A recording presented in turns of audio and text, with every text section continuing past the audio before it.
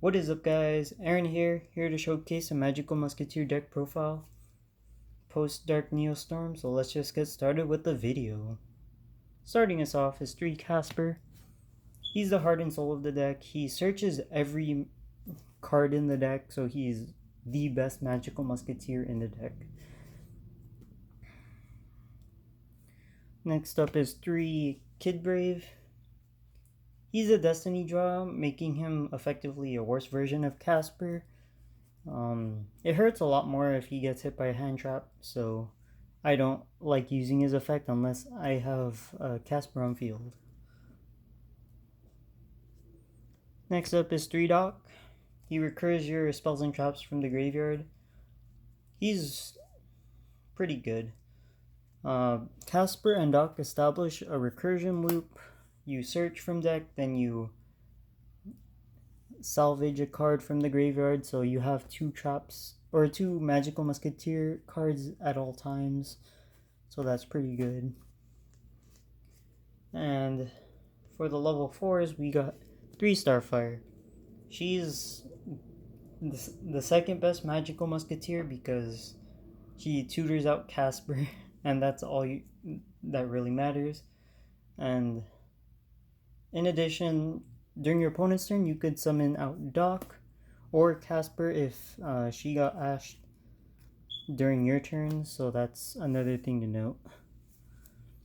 But as long as you have Casper and Doc, that's enough to play through most of your opponent's stuff while maintaining advantage. So yeah. And then for the last level 4, I am running the 1 Calamity for rank 4 plays. She's a Monster Reborn, but I don't really use her for that. Moving on to the spells, I am running 3 Cross Domination. It's a negate 1 monster effect and make its attack 0 and defense 0. So this could be activated in damage step, which comes up sometimes when your opponent tries to run over your monsters with Pancratops or Candina or Ray. So yeah. Aside from that, this is just a really dumb Baylor. I'm running the 1 Steady Hands, which is the deck's version of Honest. It doubles the attack and defense, so keep that in mind. Also, it could be activated in damage step, but that becomes less relevant. Moving on to the regular spells, we got 3 Ties of the Brethren. If you need to know what to ash, this is the 1 card you ash. At least before Max comes out, because this locks me into special summoning, or not special summoning, and yeah. This is, yeah.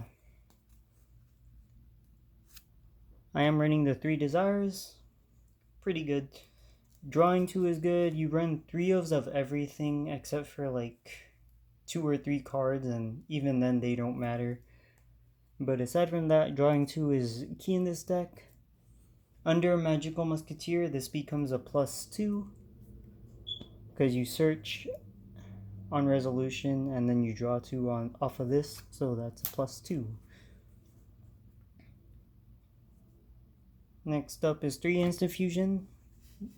This is a Call by the Grave. Basically, you summon Millenniumize Restrict to make a Call by the Grave, and then your opponent has to have 2 hand traps just to deal with your Musketeer activations. 3 Foolish Barrel Goods. I am running the requisite Metal Force Fusion. In this deck, it becomes a +1 because you activate, then search, and also with Doc, you could send a Magical Musketeer spell or trap and then search that way, so that's pretty good. So yeah. And then the last spell in the deck is Upstart Goblin, because you want to draw. This deck is kind of bad going into time, so you just side those out game 3 or game 2 if you already won game 1 and you're getting close to time. So yeah. Moving on to the traps, we got 3 Desperado. it pops one face-up card, so it's really good for just removal. So yeah. 3 last stand. It's a Dark Bribon crack. It just activates from hand as long as you have a Musketeer on board. And you don't give your opponent a draw one. 1 Dancing Needle. It's a Super DD Crow. You banish 3. And you could do it during your opponent's combo, so that's pretty good. So yeah. I'm running the 1 Crooked Crown because it does help you get multiple Musketeers on board. And then against Salamangre and Orcust, it does lock out like one of their main zones. So yeah, it's pretty good for niche scenarios. And then the last card in the main deck is 1 Fiendish Deal because it protects against destruction by card effect, and it searches from deck or grave if it gets sent from the field to the graveyard by an opponent's card effect. So yeah. Moving to extra deck. Instant fusion targets are as follows: 1 Millennium Eyes Restrict, which is your Call by the Grave, 1 Thousand Eyes for easy removal, 1 Darkfire for rank 4 plays, and then 1 Sea Monster of Theseus for level 8 synchro plays.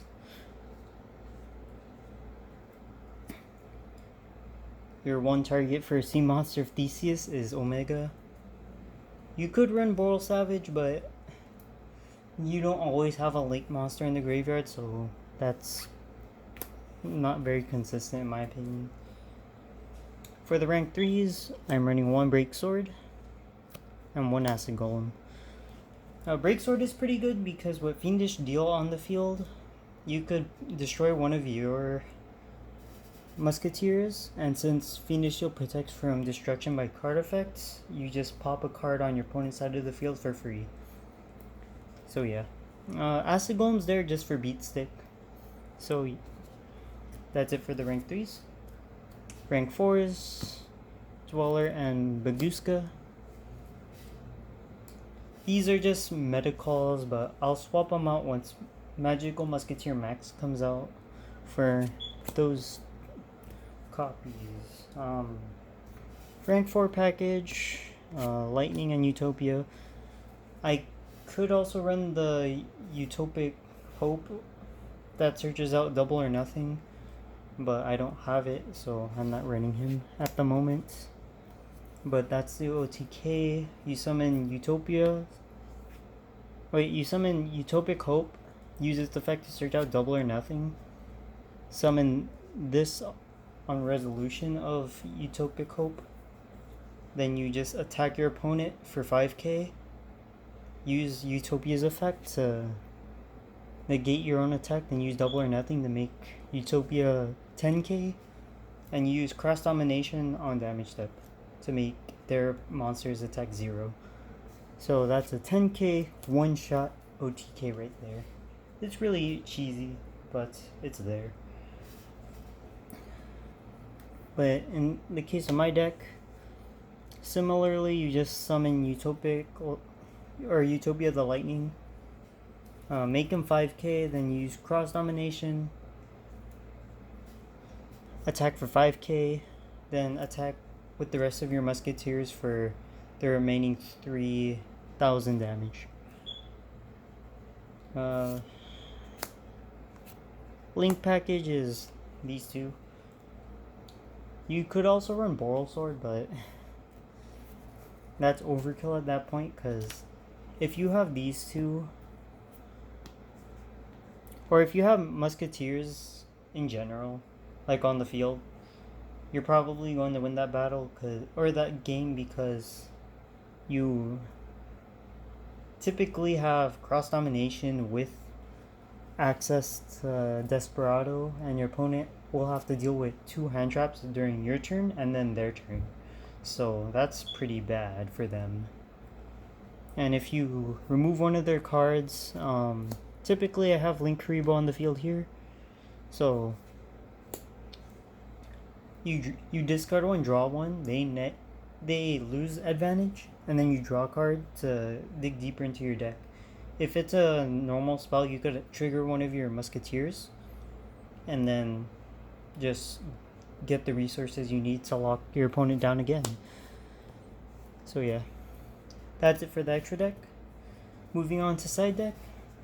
It's dedicated to going second against most decks. You can run evenly. I'm not running it because I don't physically have it, but it's a decent meta call unless you're going against Orcust or Salamangreat. So there's that. Starting us off is 3 Eater Millions. It pairs nicely with 3 Pot of Desires. Makes him at least a 15k beat stick, or 1500 beat stick. If you banish your entire extra deck, he becomes a 25 or yeah 2500 attack beat stick. So there's that. For the hand trap lineup, I'm running 2 Veiler, 2 Ogre, and 2 Ash.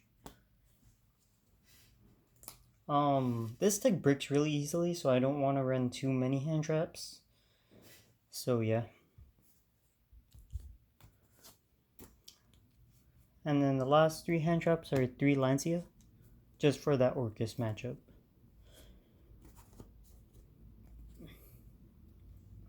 The last 3 cards in the side deck are Pankratops.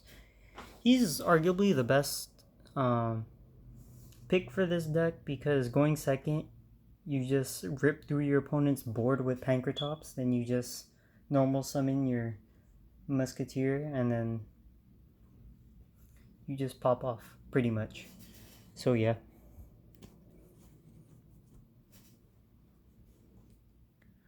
Last thoughts on the deck. I'll probably do a combo video, but once Max comes out, I might update it eventually, but yeah. Hope you guys like the deck profile. See you guys next time. Bye.